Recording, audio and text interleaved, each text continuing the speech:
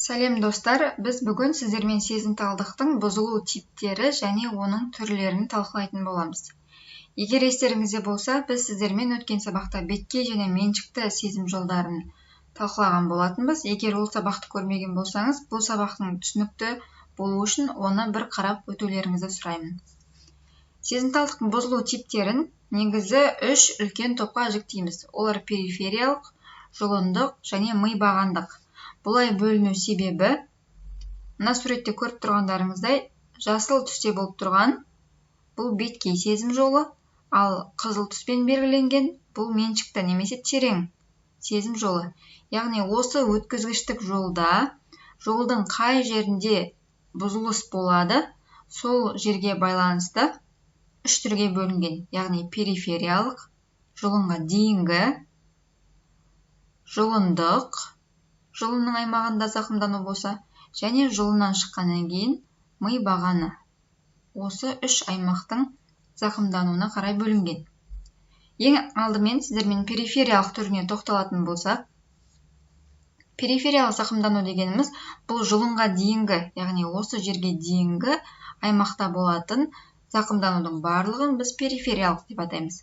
Оның бірнеше түрлері бар: мононевриттік, полиневриттік, өрімдік және түбірлік. Енді осыларға жеке-жеке тоқталайық. Мононевриттік дегеніміз бұл аты айтып тұрғандай моно, бір деген сөзді білдіреді, яғни бір ғана нерв зақымданады. Мысалы, мына жерде зақымдану болды деп есептейік. Ол зақымданған ортада бір ғана нерв зақымдалғандықтан бұл асимметриялы түрде жүреді. Мысалы, нервус ульнарис зақымдалды дейтін болсақ, ол қолдың шынтақ аймағында екі сезімнің де болмауын көрсетеді. Яғни ол жерде беткей сезімде, терең сезімде бұзылады.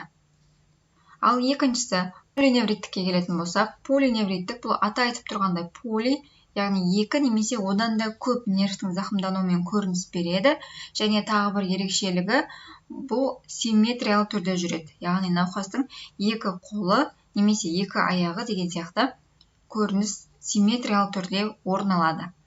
Және үшінші түріне келетін болсақ, бұл өрімдік түрі деп аталады. Өрім дегеніміз бұл аяқ қолдарды қай жер аймақта болатын болса, соған қарай зақымдалады. Мысалы, қарап тұрғандарыңыздай, мына жерде мойын сегментінен шыққан нерв талшықтары өзара өрім жасап, қолды иннервациялап тұр. Тура осы сияқты, мысалы, аяқ келетін болсақ, ары қарай олар аяқты толық иннервациялап тұр. Осыған байланысты қай жердің өрімі зақымдалады, сол органның қызметі төмендейді. Яғни, мысалы, қолдікі зақымданатын болса, иық өрімінде, ол оң жақ қол толығымен. Немесе сол жақ қолдың өрімі зақымданатын болса, сол қол толығымен импульстарды өткізбейтін болады. Бұл өрімдік. Және соңғы түрі бұл түбірлік деп аталады. Түбірлік түрінде мына жұлынға жақын жерде, яғни жұлында бізде екі түбір болады, алдыңғы міне артқы, міне көріп тұрғандарыңыздай, осы жұлынның түбірінде зақымдану болған кезде біз оны түбірлік зақымдану деп атаймыз. Бұл кезде де екі сезімде жойылады, беткей сезімде, терең сезімде. Бұл сегментарлы аймақты ғана қамтиды. Сегмент дегеніміз мінекей көріп тұрғандарыңыздай, мынау жұлынның бір сегменті, оның алдыңғы және артқы түбірі болады. Мінекей алдыңғы және артқы түбірі. Осы сегмент айнала келе, мінекей осы сегменттер тарап, айнала келе адамның органын қамтамасыз етеді. Мысалы, кеуде тұсында болатын болса, осы сегмент кеуде тұсында дөңгелек тәріздес, сол аймақты қамтамасыз етеді. Тура сол сияқты, мысалы, қай жердің сегменті зақымданады, жаңа айтқанда, егер кеуде тұсында болатын болса, онда осы кеуде тұсы толығымен сол аймақта ғана сезімталдық бұзылады. Яғни бұл кезде де беткей сезімде, терең сезімде бұзылатын болып келеді. Енді келесі, бұл бізде жұлындық түрі. Жұлындық түрін қарастырмай тұрып, мына суретке бір қарасаңыздар, мына жерде көбелекке ұқсас болып тұрған бұл жұлынның сұр заты. Ал оның айналасында дөңгелек болып орналасқан бұл жұлынның ақ заты деп аталады. Жұлынның сұр заты негізінен нейрондардан тұрады. Осы сұр заттың өзінің артқы мүйізі деп аталады. Мінекей, мынау да артқы мүйізі. Ал мына жер алдыңғы мүйізі. Мына жер алдыңғы мүйізі. Және екі бүйір мүйіздері болады. Ал ағзатының артқы бағанасы, бүйір бағанасы, мынау алдыңғы бағанасы. Және мына жер бүйір бағанасы деп аталады. Бұл жұлынның құрылысы. Осыған орай жұлынның қай аймағында бұзылыс болса, сол аймақта органдардың қызметтері бұзылады. Енді осыған қарай бірнеше түрлерін қарастырамыз жұлындық бұзылудың. Ол артқы мүйізінде, алдыңғы сұр спайкада, артқы бағанада және бүйір бағанада зақымдалған кезде қалай өзгеріс береді, осыны талқылаймыз. Егер жұлынның артқы мүйізі зақымдалатын болса, осы зақымдалған сегмент қай аймақты қамтамасыз етсе, сол аймақта беткей нерв зақымдалады. Себебі, естеріңізде болса, беткей нервтегі бірінші нейрон бұл омыртқааралық түйінде, ал екінші нейрон осы артқы мүйізде орналасқан. Ал терең сезімталдықтың жолында ол жұлынның сұр затына кірмей, тікелей жоғарыға қарай көтеріліп кетеді. Сондықтан артқы мүйізді екінші нейрон қамтығандықтан беткей нервтің сезім жолында. Сондықтан бұл жерде тек қана беткей нерв зақымдалады. Ал терең нерв жолы, терең сезім жолы, мінекей мына қызылмен белгіленіп тұр, ол жер зақымдалмағандықтан науқаста терең сезім сақталады. Яғни бұлшықеттің сезімі, буындардың сезімі сақталады. Тек беткей сезім ғана сезілмейді. Беткей сезім бұл жаңа су арқылы, мысалы ыстықты, суықты қолға тигізген кезде сол сезімдерді сезбейтін болады науқас. Келесі, жұлынның алдыңғы сұр спайкасының зақымдануы. Бұл мінекей мына алдыңғы сұр спайкасының зақымдануы мына жерде айтамыз. Бұл кезде бұны симптом куртки деп атайды. Науқастың екі қолында да және екі кеудесінің тұсында да сезімталдық бұзылады. Және екі жақта бірдей болып бұзылады. Ал үшінші түрі бұл артқы бағана. Жаңа айтқандай, ағзаттың мына көрініс берген артқы жері бұл артқы бағанасы деп аталады. Мінекей мына жерде. Енді қараймыз. Бұл артқы бағанада енді беткей сезім өтіп кетті, яғни артқы бағанаға кірмейді.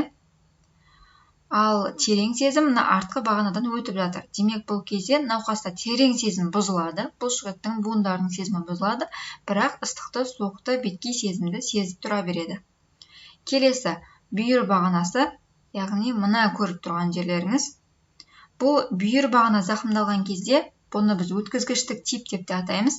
Себебі жұлын осылай ұзына бойы орналасқандықтан, оның төменгі жеріндегі бағанадан жоғарыға қарай, импульстар жоғарыға қарай өте береді. Осы өту барысында, егер қай жердің жұлынның бүйір бағанасы бұзылатын болса, мысалы мына жер зақымданды делік, ол мысалы бел аймағында болатын болса, егер бел аймағында болатын болса, осы аймақтың төменгі бөлігіндегі бүкіл импульстарды ол жоғарыға қарай алып бара жатқан еді. Енді оның осы жердегі импульс бұзылса, ол өзінің төмендегі алып келе жатқан импульстың барлығы бұзылды деген сөз. Ол ары қарай импульсті өткізбей қойды деген сөз. Сондықтан ол өзінен төменгі аймақтағы бүкіл органдардың сезімталдықтарын бұзады. Бұл өткізгіштік тип деп аталады. Немесе бүйір бағананың сезімталдықтың бұзылуы десек те болады. Осымен жұлынның сезімталдық типі аяқталды. Енді ми бағанына келетін болсақ. Ми бағанының бұзылу типтері қыртыстық, қыртыс маңы және өткізгіштік деп аталады. Қыртыстық бұл мидың постцентралисте болады, немесе постцентралистің төменгі бөліктерін қамтуы мүмкін. Ал қыртыс маңы бұл көру төмпешігінде, таламус оптикуста, немесе ішкі капсулада болады. Ал өткізгіштік түрі тура жаңағы жұлынның өткізгіштік түрі сияқты, бірақ жұлыннан шыққан импульстардың сопақша мида, көпірде, немесе ортаңғы мида болатын зақымдануға байланысты қарастырылған. Ендеше сезімталдықтың бұзылу түрлеріне тоқталатын болсақ, ең алдымен сезімталдықтың бұзылу түрлерінде ауырсынуды қарастырамыз. Ауырсынудың бірнеше түрлері бар. Яғни проекциялық болуы мүмкін, иррадациялық болуы мүмкін, шағылысқан, реактивтілік, каузалгия деген сияқты түрлері бар. Бұл кезде проекциялық ауырсыну дегеніміз, егер бір нерв зақымдалса, сол нерв қай аймақты қамтиды. Мысалы, нервус радиалис зақымданатын болса, осы нервус радиалистің қамтитын аймақтары, яғни тура соның проекциясында ауырсыну пайда болады. Ал иррадациялық ауырсыну кезінде бұл қай нерв зақымдалды, сол нерв көрші жерлерге иррадация береді, яғни таралады. Соның салдарынан ауырсыну бірнеше аймақты қамтуы мүмкін. Шағылысқан түрі жаңағы жұлынның сегменттерін айтқан сияқты, сол бір сегменттің бойымен шағылысқан форматта ауырсынудың пайда болуы. Каузалгия деген түрі бар. Бұл күйдіріп, кесіп, мысалы адамның қолын кесіп алған тәріздес күйдіріп ауырсынудың болуы. Ендеше парестезияға келейік. Парестезия дегеніміз бұл адамның денесінде құмырсқа жүрген тәріздес жыбырлаған сияқты сезімнің болуы. Анестезия дегеніміз сезімталдықтың мүлдем жойылуы. А деген жоқ деген сөз. Гипестезия дегеніміз бұл сезімталдықтың төмендеуі немесе бәсеңдеуі десек болады. Гиперестезия бұл сезімталдықтың шектен тыс болуы, яғни жоғарылап кетуі. Гиперпатия бұл қоздырғыштың әсерінен сезімталдықтың бұзылуы. Дизестезия дегеніміз бұл сезімталдықта теріс сезіну, мысалы оң жақта болса, сол жақта сезіну деген сияқты. Полиэстезия бір емес бірнеше тітіркенудің сезу. Мысалы науқасқа сіз бір ғана инені денесіне енгізіп тұрсыз, бірақ ол бірнеше жерде сондай сезімді сезінеді. Аллахерия бұл сезімталдықтың басқа жақта екенін сезіну. Диссоциация дегеніміз бар. Бұл дененің белгілі бір бөлігінде жанасқан кезінде жанасу белгілері сақталмайды, яғни беткей сезімталдық жойылып, терең сезімталдық сақталып қалады. Соның салдарынан ауырсыну мен ыстықты, суықты науқас сезбеуі мүмкін. Яғни бұлар сезімталдықтың бұзылу түрлері. Егер сіздерге бүгінгі видео түсінікті болған болса, бүгінгі видео ұнаса, каналға тіркеліп, лайк басып кетіңіздер. Сіздермен бірге болған Гүлбану Ғаниқызы. Келесі сабақта кездескенше.